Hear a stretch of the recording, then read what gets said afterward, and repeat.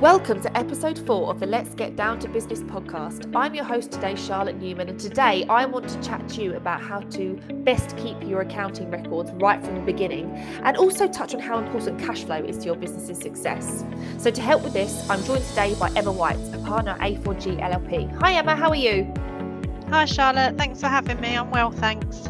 Oh, good, brilliant. Well, Emma, accounting records. This is a big subject, and one, in my experience, business owners don't always like to be thinking about in like the early stages of their business, just because they want or need to get the actual business moving. They just have less time to devote to this area. So, what exactly are accounting records, though? As I could assume, it isn't just like bank statements. Yeah, absolutely, Charlotte. I think you're really right. When people set up a business, they tend to be focused on the bit they know how to do well, which is, how they do whatever they do. And they tend to have put some sort of framework around how they're going to cost for their service or product. And then sometimes I think there's a bit of a hope that it's all going to work out well so that they don't need to monitor the financials maybe as closely, or they just look at it just from a what's in the bank position, and they kind of forget about all the taxes that are accruing and things. So you're absolutely right. I definitely think people should be thinking about it right from the start. Um, I've, People do tend to think of accounting records as just bank statements, but obviously it actually is significantly more than that. So it is, quotes, sales invoices, any petty cash records, all your receipts, any delivery notes, bank statements, payroll records if you're taking on any employees. There's lots of little bits that all kind of come together as part of the financial records. It's basically proof of whatever has happened in the business. So if you think it's all those little orders to say, you've had your order confirmed for purchases, it's just keeping all of that nicely stored and organised so that you can easily reference it later on when it comes to kind of putting it into a set of numbers. Wow. So lots of paperwork to keep track of, and that is important for our listeners to actually not just put maybe in a polyfile at the beginning of the year and worry about it later. But how long do we need to keep all these records for? Well, the rules are 6 years based, but then obviously you're often kind of around in between accounting years. So I would say, for best practice, 7 years. But actually, with some of the technologies now, traditionally, I think probably a lot of our clients have got boxes stored in their loft of lots of paperwork. But there's actually some really good tools now where you can kind of scan and keep that information digitally, so you don't need to be falling over boxes after a few years. Yeah, exactly. I mean, that's a fairly long time, and hopefully most of our listeners would have been pretty busy in that period. So you mentioned what methods our listeners can use to track their records. Could you just give us an example of a couple? Yeah, absolutely. So, I mean, we would always recommend sort of picking an accounts package fairly early on in a business's life. And I mean, one of the ones that we champion is Xero, which is XERO. And the reason for that is because it works actually really well. It's got its own kind of online storage system where you can add receipts onto it. You can also do your sales invoices from the system, so you don't necessarily need to keep printed copies. But there's also some nice softwares that link with that, and there's one called Dext, which previously used to be called Receipt Bank, and that's where you can scan your purchase invoices onto that system, and then again it links it to the transaction within the accounting records. So provided it takes a good copy, and that's really all people have to make sure, is that you can read all the detail on the receipt. Once that's done and it's into the system on a cloud storage, you can just destroy that receipt. So you can see why people love it. Yeah, wow. That's amazing. And this probably links a little bit with making tax digital, which I know the government keep talking about. But what do our listeners need to be concerned about with regards to making tax digital and maybe having cloud accounting systems? Yes, so making tax digital is a legislation that HMRC are bringing in over time, and it's to I suppose it really, probably from their point of view, it's to improve the access they have to accounting records. So they will be collecting more and more data as we go. and checking that it's all complete. But I think part of the motivation as well is to make sure that if businesses are keeping records regularly, they're much more likely to be accurate than if they're just kind of hobbled together at year end.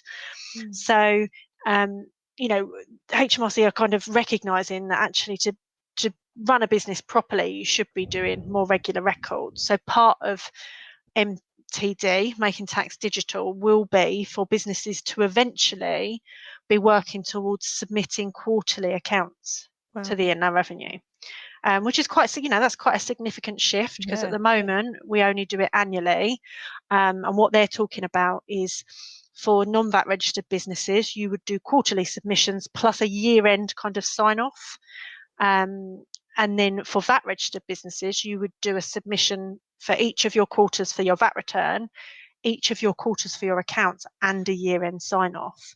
So the advantage of cloud technology is obviously that actually all of your accounting information, getting all of your accounts up to date on a cloud accounting system and keeping it up to date will just make that process significantly easier for businesses when Making Tax Digital comes into play. Wow. I mean, and that could sound quite overwhelming, especially to anyone who is just used to sort of doing things once a year, quite near the deadline maybe. So what does it really actually mean for our typical owner manager? Is it that scary? No, I mean, for our most successful businesses, I would say they look at their records much more than quarterly. So, for businesses like that who are on top of their finances and are using the financial information to improve their business, other than probably having the security of your accountant just running their eye over it and checking there's nothing kind of from an outside point of view that they might need to just ask a few more questions of, or immediately spot maybe an error in sort of the records. You know what it's like, human error sometimes can post things the wrong way. So for businesses that are keeping it up to date, it shouldn't be too scary. And actually, it's very rare that I agree with HMRC, but completely. But on this point, I do think it's a good thing. Businesses looking at their financials and engaging with those does help you run your business in a sort of more financially smart way, which is quite critical, really, especially at the early stages of running a business. Yes, definitely. And I think some of our listeners on here might have actually very specific industry niches. They might require more than just an accounting package or a spreadsheet. Maybe they need a till system or an online booking or ticketing, maybe, I don't know, appointments scheduling, property management. The list is endless. So where would they even start in choosing the right software for their business? Yeah, absolutely. And funnily enough, that's how we actually came to learn about Xero, really, was when it first sort of came to the UK, we were being approached by people that had, and sort of clients that had found industry specific software that didn't link to their desktop financial packages, and they were kind of talking to us about the fact that apparently these bits of software do link with a package called Xero. So we kind of started investigating it, and actually were pleasantly surprised by what we found. I mean, Xero actually have like an app marketplace where you can go and search, say, for example, you do want a till system, you can go in their app marketplace and search till systems, or it might be that you want to search the industry you're in, maybe retail, and you can look at what's there. I mean, it's also something that a number of our staff have got experience on, different sort of front end apps that businesses work with from the customer connection point of view that then link into Xero. So you can always ask us for a bit of guidance about maybe where to start looking, and also other people in the industry or industry forums. But that is the reason that we've got so many clients on Xero as a software, is not just because it's a good accounting software. It's actually to do with its functionality, with being able to link so easily into some of these other tools that are much more important to businesses to be able to sort of operate. Yeah, definitely. And obviously, in this day and age of technology, there's an app for pretty much everything. And I know you mentioned the app marketplace, which is like a really good place for people to start. But would you recommend, or is there any useful apps or top handful of apps you might recommend our listeners need to be using, or at least become aware of when running their business? Yeah, so I mean, we would always, so some of the starting products that we recommend is we would always recommend sort of Zero and Dex together, just because that works really nicely. Depending on the size of business you are or what you're, what you're working with your customers, there's Zero links really nicely with PayPal, but it's also got there's Go Cardless, that is a sort of direct debit system that can be easily bolted in. So if you are running a business that takes direct debits and needs to collect things like that, that can work really nicely as a collection point.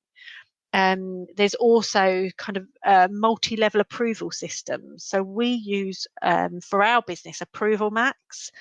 We were one of the first people to actually use Approval Max for sales invoice approval.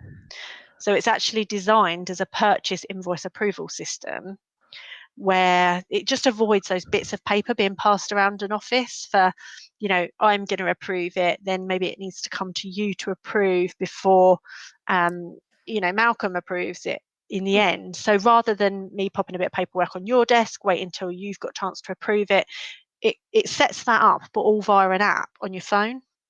Which, I mean, we find really, really useful, because it means you can deal with it without having to be logged into the system. Everything's there for you to look at the invoices, and it means for your staff that are on the go, but you need them to approve some of the purchase invoices, it can just be done quite easily, really, in kind of downtime, travel time, anything like that, really, or lunch breaks. It makes it really, really straightforward. And we actually adapted that because we realized that, the same principles can apply for sales invoices or potentially quotes, if you're quoting for customers, and it's just about putting something in place that gives you the functionality that you want, and the protection for the business that you want things to be approved by different people. So that's a really good one we use. I mean, Zero actually has some really good kind of additions to their package that are a very starter version of kind of project management. And there's also some tools that are slightly more sophisticated. Like, a number of our clients work with Workflow Max, which is like a project management tool where you allocate costs to a specific project, and then you can manage that to the budget set for the project and see the percentage kind of completion. So I think it's more a case of like having a good understanding of what you might need in your business, and just regularly talking to your accountant about how technology can help kind of just speed up some of those processes, or just give you a central place to manage it from, really.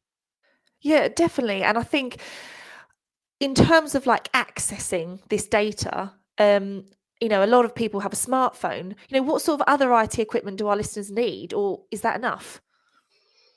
Yeah, I mean, depending on the quality of your eyesight, I think you could actually do it all from your smartphone. But yeah, it's really easy in terms of sort of laptop, iPad, phone. It just means that you really can access it anywhere on the go, which is, I mean, I think for businesses, we've all realised how vital that is now, haven't we? Yeah, exactly. If you're waiting to see a new customer, or you're stuck on the train, or there's a delay somewhere, you can still be running your business without having to be back at the office in front of a computer. Must be huge in terms of time saving. Oh, absolutely. And I think the important thing for a small business is that when you are sort of subscribing to some of these apps, you're getting sort of big level protection in terms of, this stuff is stored in data centers with high level security, which is it's probably significantly better than you could afford if you were trying to set yourself up with a server and things in an office. So that's one of the advantages in terms of Zero has double authentication to sign in. So, I mean, most of us don't really have that necessarily on everything we're looking at from a business point of view. So it does just make it all a little bit more secure as well, and easy to access. I love that. And I think it's really important for people to think, okay, like you said, let's just get the basics right. What do I need for my business, and start from there? And I mean, if any of our listeners already have any of these apps, or they're planning to get support with this sort of work, how important it from the flip side is that they actually understand the input and output of these accounting packages. Yeah, I mean, absolutely. These, I mean, particularly some of the cloud packages, they're designed with the business owner in mind. I mean, previously when I was training, there was kind of predominantly one accounts package, and it really was designed for us as accountants. Whereas the thing I love about Zero and some of the other stuff that's available is that it's designed to be easy to use from a business perspective. You know, it's not driven by the accountants, it's driven by the business owners. And also, you know, the development of these apps, there's constant changes and improvements based on the customer's feedback, which is the business owners. Yeah, definitely. I just quickly want to touch on cash flow forecasting then, before we wrap up today, because I think in terms of looking at accounting records and looking at all the data and the input and the output, would cash flow forecasting aid our listeners' decision making alongside these the input of actual data? Absolutely, it does. I mean, as they say, cash is king, right? And that's why a lot of small businesses can fail in the beginning.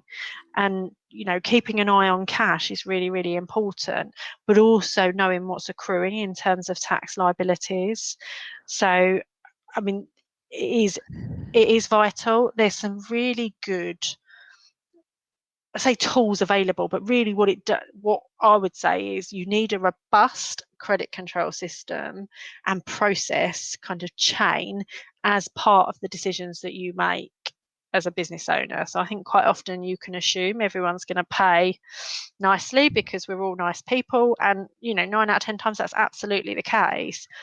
But you also need to make sure that you have very strict processes for what happens if people don't meet your kind of terms and conditions for payment. So, I mean, I would outline that first as a business owner, you know, what is acceptable and what is not.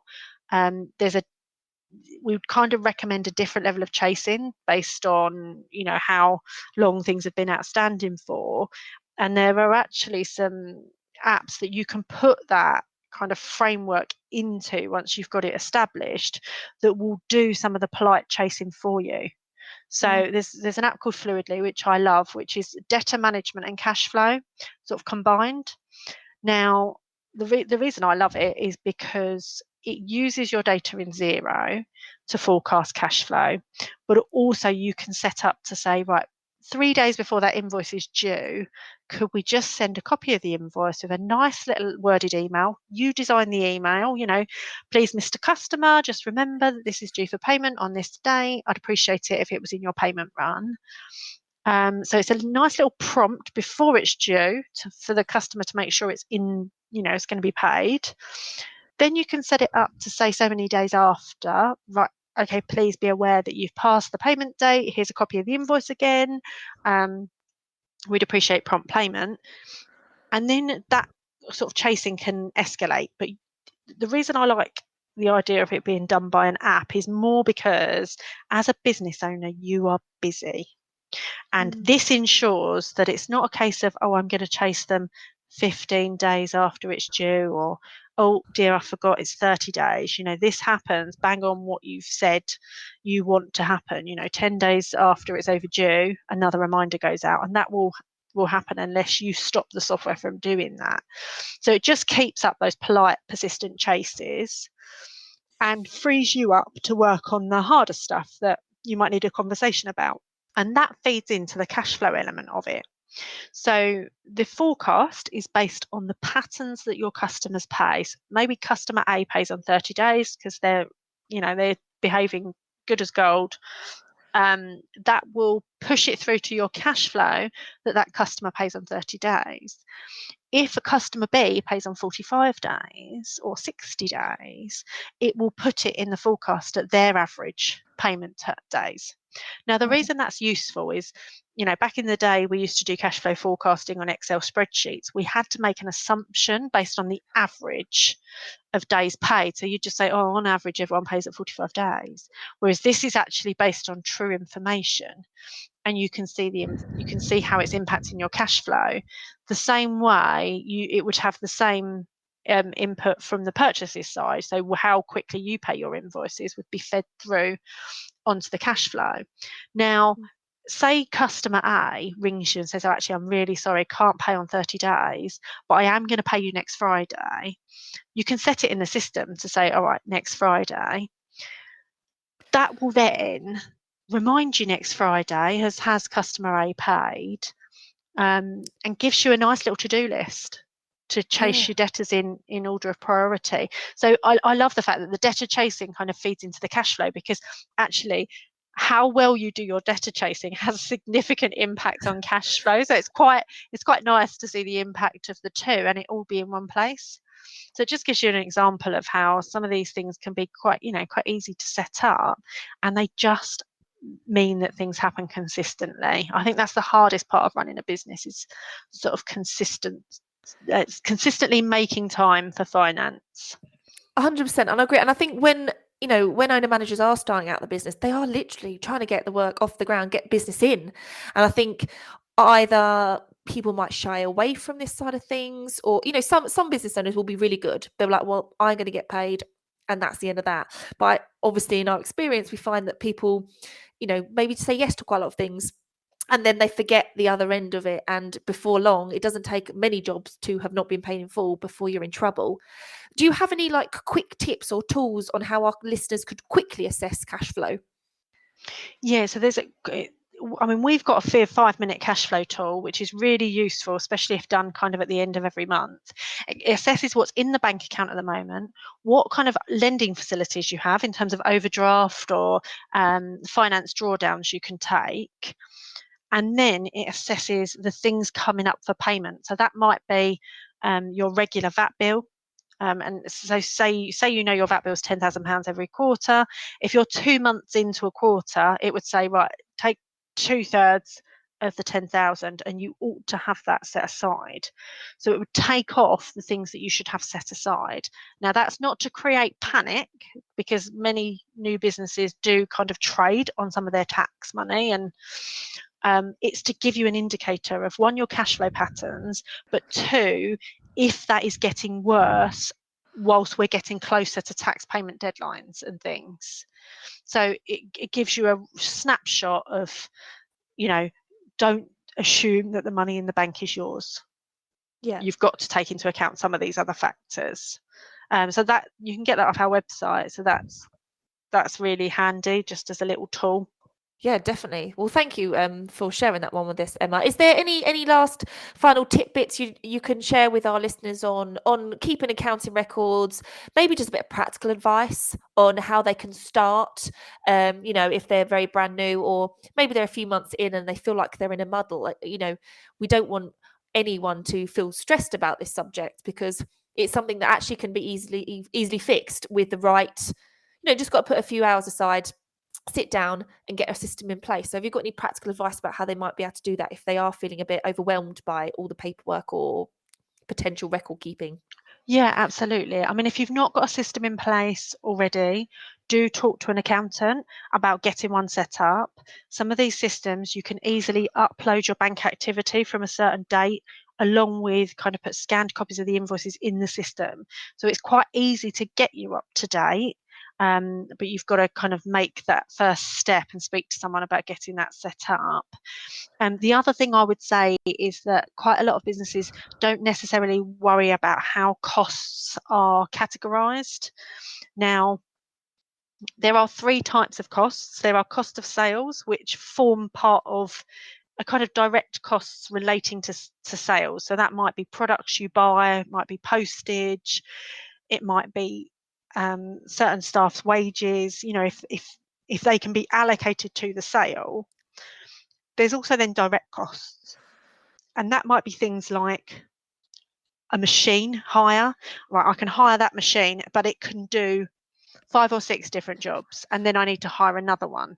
So they tend to be the things that they are still almost directly related to sales. It has a significant impact on them, but they couldn't be specifically allocated to the job. So they tend to go up in chunks. And then you have your overheads, which is almost like your administrative staff, post and stationery, if it's small, your office rent, tea bags, all that sort of stuff that kind of stays fairly consistent. Now, the reason I would get that right is because that should all link into your costing. And the accounts should be used on a regular basis to reflect on whether you're costing things correctly. And if all your expenses end up in some muddled overheads codes, it is so hard to kind of take that apart and try and work out what should be in the costing. So again, like, that is really important from the setup, and is quite often what we work with clients on getting right, because then it means that when you're looking at information, profit and losses, it means more to you as a business owner. And the other thing I would just say, make time for it regularly. Try not to let it get too out of hands. I suppose it's like when we're all dieting or whatever. You need to recognize a bad habit and quickly turn it round, rather than just kind of keep chucking things in a bag and hoping that at some point you'll find time to catch up. So if you can, try and keep on top of it. And if all else fails, there's bookkeepers. If you haven't got time for it, find someone that can do it for you, because it's really, really important information that you'll be missing out on. Oh, thank you, Emma. That was so good. Thank you so much for joining us today. Thank you for your time. Oh, you're welcome, Charlotte. Thank you for having me. No worries. Well, next week we'll be talking about getting new customers, finding your USP, and how best to structure your marketing strategy. So if you have any questions on this topic, please email them over to inquiries@a4g-llp.co.uk. In the meantime, head to our social media at A4G Chartered Accountants, where we're providing a lot more guidance on this area and many others. Alternatively, check out our website www.a4g-llp, which is full of free tools, guidance, and plenty of food for thought to help your business start up the right way. Our Business Breakthrough Startup Program is designed to help you be confident in your business future and beyond. And with our accounting records evaluation session, a key element of this program, we can go through this in detail directly in relation to your business and help you get the fundamentals in place from the start. I've been your host today, Charlotte, and this is Let's Get Down to Business.